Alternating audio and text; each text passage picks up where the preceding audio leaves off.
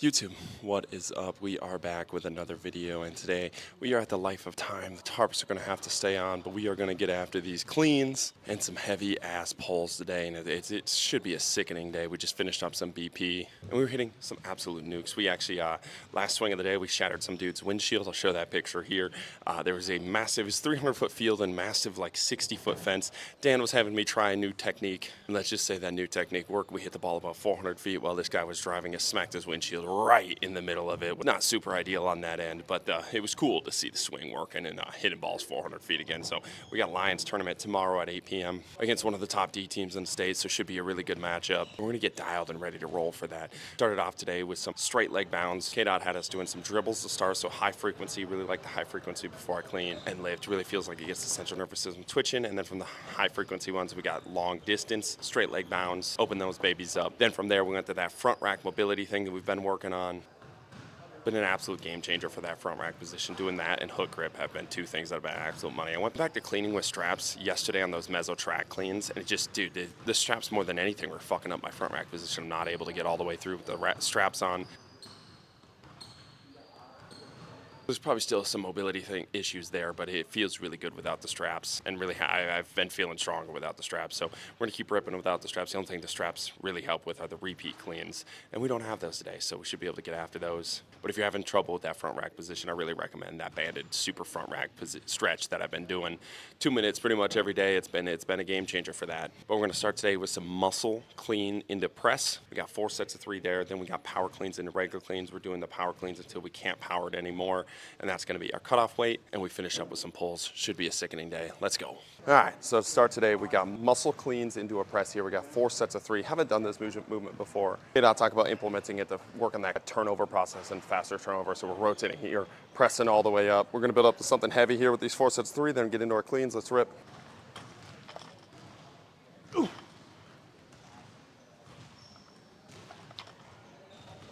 Ooh. Ooh. Ooh. That was nice, let's go. All right, second set here. I want to make that turnover just a little bit quicker. Felt like it was a little slow when I was turning into a little bit more of a press, but I think eventually once it gets heavier, it's going to turn into more of that press, but I think when it's lighter, I should work on that turnover just a little bit more, be a little bit more fluid with it. Let's go. Ooh.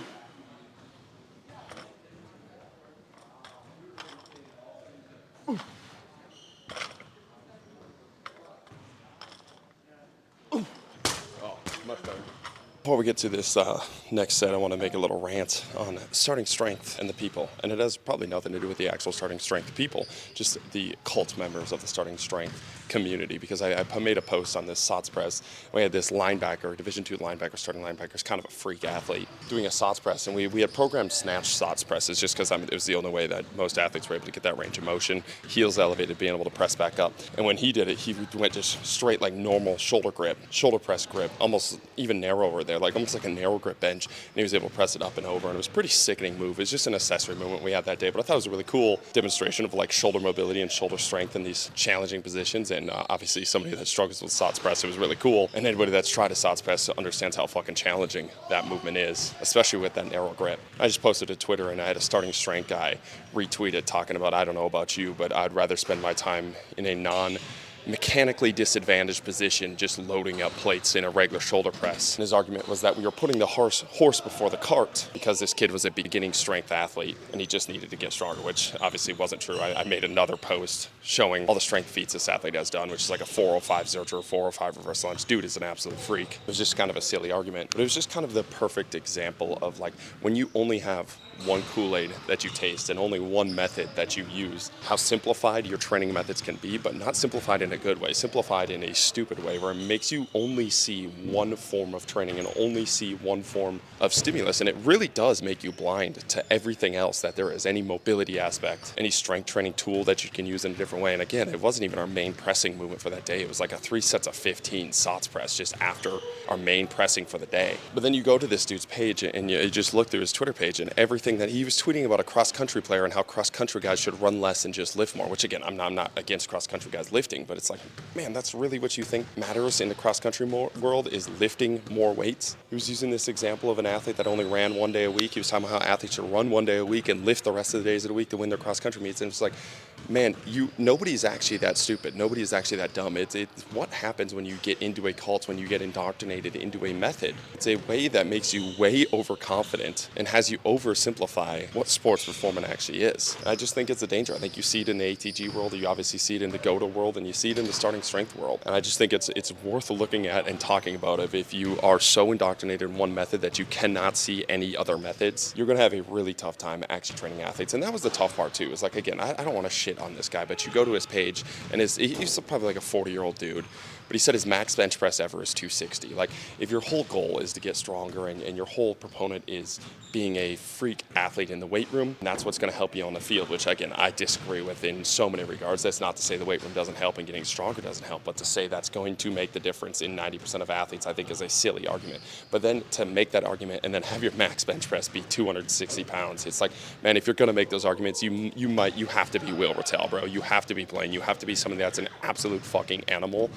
or you just look like an idiot. It's just sad to see people trapped in these methods of training that, one, are obviously not working, because we have athletes 7 weeks into a training program benching more than 260, doing all of the things that we're doing without having strength be our absolute main category of performance. We're sprinting, we're jumping, we're doing mobility stuff, we're doing perception abs change type stuff, and they're still stronger than your athletes doing just starting strength stuff. It should just be like a massive red flag. It should just be a massive paradox of my whole focus is strength and I still can't get athletes insanely strong. And I'm not working on all these other categories. So it was just such a summarization of what kind of strength conditioning turns into if you only have one method. And I think a lot of strength coaches, whatever that method is, whether it's triphasic or the ATG world, again, there's so many of these methods, what it kind of turns into that we can't even do SOTS presses anymore without getting made fun of for doing functional type movements. It's such a silly argument. We're still doing strength training, we're still doing sprinting, we're still doing jumping, we're still doing all the things athletes need while sprinkling in some of these micronutrients. And again, if you're going to make those arguments, you better have athletes that are benching 500 fucking pounds, because that's the only way I think you can make up for not doing anything else, right? Like, if strength is the one thing that makes you a 1%er of a 1%, and you're doubling down and tripling down on those aspects, I will give it to you. But just for 99% of athletes, that is just not the case. And they need all of these other qualities to make them the 1%, to make them their own individual athlete. And that's not even to mention how it's a much more effective way to train. You're spending way less energy pushing 5 pounds on the bench press when you can spread it out and grow all of these general qualities that are required to be a good athlete. It's just kind of insane to me that you can't even branch out to a different shoulder press variation. We weren't even doing weird back bend stuff or weird tumbling stuff. It's literally a shoulder press variation, and some of these meet have a problem with it. So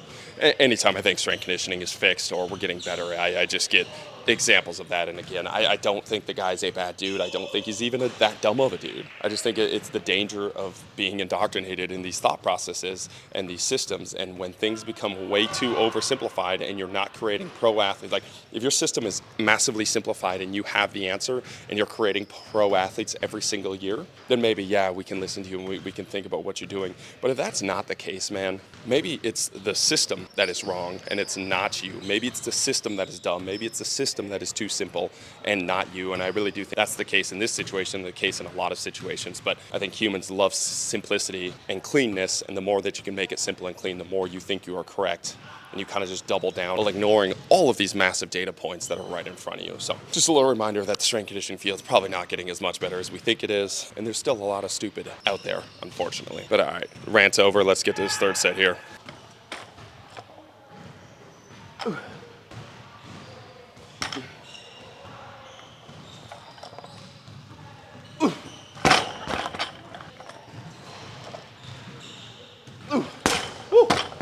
One more set there. And honestly, I think my biggest frustration with the whole cult member piece is that it ruins the actual program for people, right? Like, I think you can run starting strength and get a ton of great benefits, especially for a beginner athlete that is starting their strength training journey, right? That's what that program is for.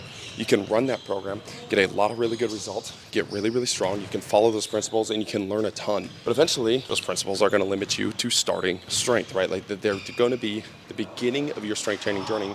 and the beginning principles of your strength training journey, which are very effective and very important. But again, when you stop your journey at the starting point of your journey and you stop your growth and your mindset growth at the starting point of your journey, you continue to run your face into the wall of these principles, eventually they're going to stop working, and they're going to stop working for your athletes. And when you keep preaching these things over and over again for athletes that they're not working for, they're going to lose faith, and they're going to lose belief in these principles that are actually solid principles in a program that's actually a solid program. In the same way that ATG has a lot of good thought processes around it and some good ideas around it, once you make it the only idea that matters and the only principles that matter, then it becomes bullshit, because it is bullshit. Like, those are not the only principles, obviously. Those are not the only methods, obviously. So then you throw the good out with the bad because you can't get out of your own way and you can't get out of your own program's way, right? So I think that's just my biggest frustration with it, is when you have these meatheads doing these things, or you have these cult members of the ATG doing these things and saying these things, is you lose the good, you lose the truth there, because you really start to lie and you really start to believe your own lies, and that's where it turns into this weird hodgepodge of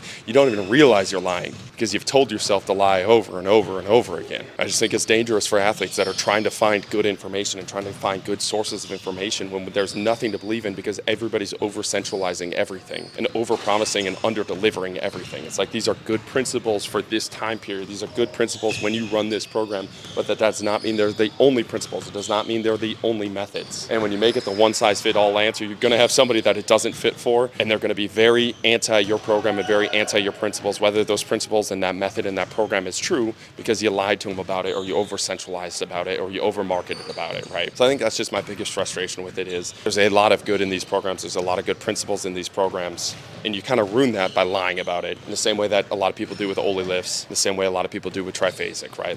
There's good there. Don't ruin the good with your own bad and with your own ego. It's a dangerous game that leaves athletes completely lost, and it's how they end up in the fucking go-to train and in these other cults that are not as good and lie even more, right? So let's get this last set. Let's go.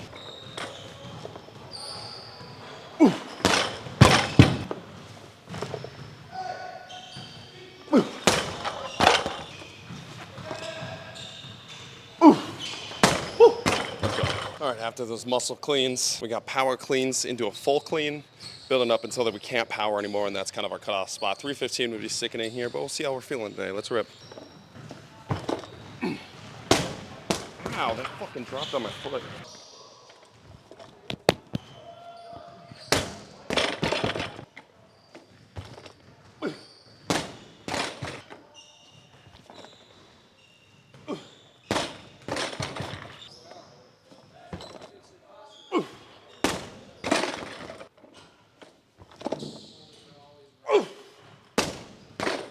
All right, starting in a heavyweight here. The legs don't feel like they have a ton of juice, but we should man up and get the 315 today, as long as we keep these powers clean. Let's rip. Gross.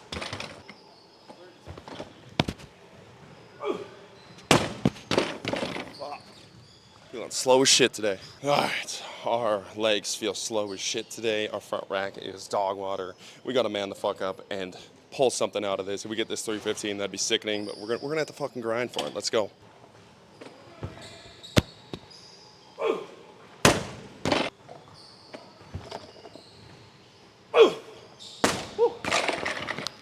We'll check the height on that power, but that was better than I could have hoped for. Let's get some pulls. All right, now we got 3 sets of 3 of these clean pulls, low hang clean pulls, 1 from the ground, 2 from the shins, keeping them nice and rhythmic. We got 315 to start, we'll go 345, then we'll go 350 to finish. We're gonna get after it, let's go.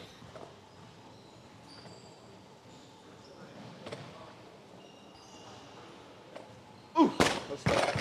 All right, before we hit this next set, Simon Hilbert, professional climber, asked a question: what's my interpretation on GPP and if it changes per sport? And I really don't think it does change per sport. I think this is a good question. But GPP is literally just your base pyramid of athletic development. Thinking about it like your ability to move, your ability to produce force, your ability to move rhythmically, your ability to solve movement problems, right? And the wider that you can get this base, the easier it is to funnel into everything specific. Question of does it change per sport? I don't think the GPP base actually changes per sport, right? I think all of this base pyramid stuff stays exactly the same. And then as you climb up that pyramid, it changes per sport. When you're building out your GPP, you have to think about how can I make myself just a naturally better athlete? How can I move better? How can I move stronger? How can I move more rhythmically? And it's honestly the easiest base of the pyramid that you can build. It just takes a little bit of time and it gets a little bit redundant. But whether you're a cross-country runner, a football player, or a climbing athlete, I'm going to have you lift, I'm going to have you sprint, I'm going to have you jump just to build up that base of a pyramid, to create a capable body that is able to handle the movement problems that you have.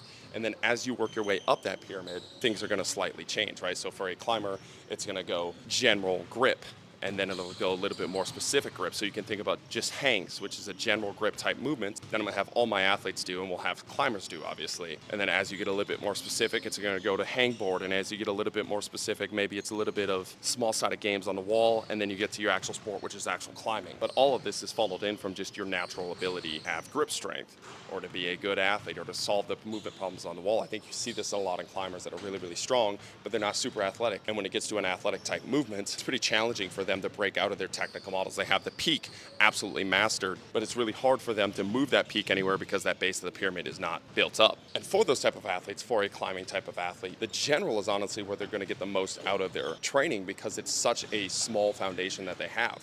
If they just get a little bit more athletic, they just get a little bit stronger in the legs, they just build up a little bit of muscle, a lot of their nagging overuse injuries are going to go away. A lot of the problems and the specific strength that they have are going to be so much easier to gain and solve on the wall. And now this changes with a American football athlete where a lot of times their GPP is massive and their SPP and their technical and tactical skills are lacking. So I don't think the GPP changes and how you train GPP changes at all. I think the emphasis you put on it changes. Where you spend your time changes. So a professional American football player probably just needs to maintain their GPP and grow certain qualities that they suck at. So maybe it's a mobility piece or specific injury prevention pieces. Maybe it's like the hamstrings, the glutes, the groin. And then they need to spend a little bit more time on the field and in the playbook and in their technical and tactical skills. Where somebody that's on the wall all day, they have zero strength in their legs. They're finding that to be their rate limiting factor on the wall. They have all the grip strength in the world, but they can't solve movement problem on the wall because they have a limiting factor in the GPP. Will spend a little bit more time with the GPP, right? So don't think the GPP changes. GPP is just your base foundation to solve athletic movement problems. And as you work your way up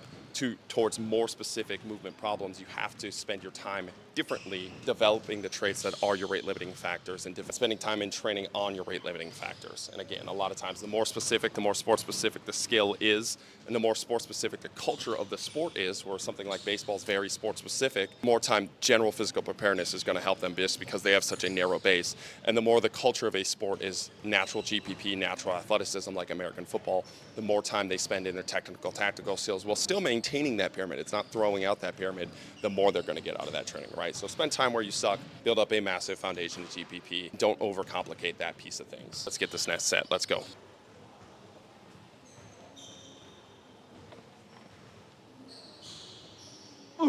Let's go. All right, last set here, then we gotta go move the girl out of her apartment, and we're gonna put the real functional strength to a test here, moving a bunch of boxes and beds and cabinets up 14 floors of stairs. So let's get after it, let's go.